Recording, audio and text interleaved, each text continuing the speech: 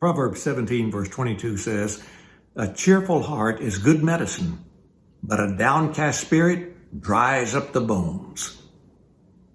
I think in this period of time with COVID-19 and all of the regulations that confine us, I think that finding a cheerful spirit is doubly important, and maybe it's doubly difficult too.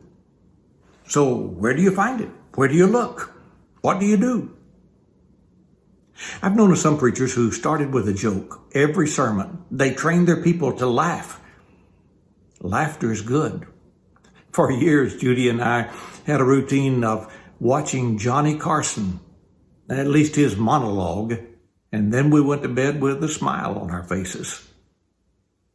I like laughter. I like a good joke, but laughter is not what the proverb talked about. It talked about a cheerful heart. And there's a difference. Haven't you heard of some comedians who were always full of a joke, and they could tell a few jokes and have everyone around laughing, and then in private, they were sad, even depressed?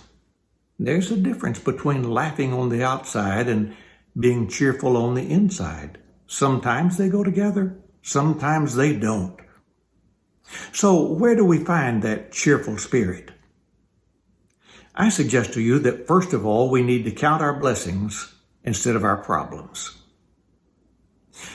This is a time when it's easy to focus on the problems. Turn on the television and you hear of all of the different views on what we should do, and many people are angry as they disagree with someone else. Sometimes that goes all the way to our federal government, doesn't it?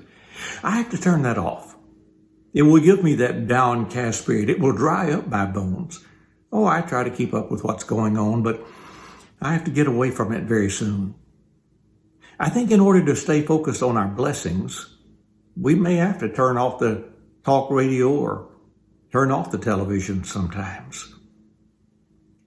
I think also of how that the Lord has given us the great blessing, the blessing of salvation.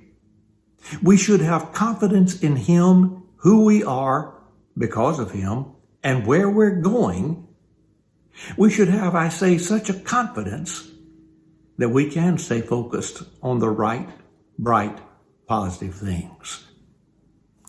John chapter 14 comes to mind, where he says in verse 1, "Let not your hearts be troubled. You believe in God, believe also in me." But also go down to verse 27, he says something similar. "Peace I leave with you, my peace I give you. I do not give it to you as the world gives. Do not let your hearts be troubled. Do not let them be afraid." This isn't a time for fear. This isn't a time for a troubled spirit. Get back to the Lord, to His promises, to what He makes of us. And if we can keep our focus there, we'll have cheerful hearts.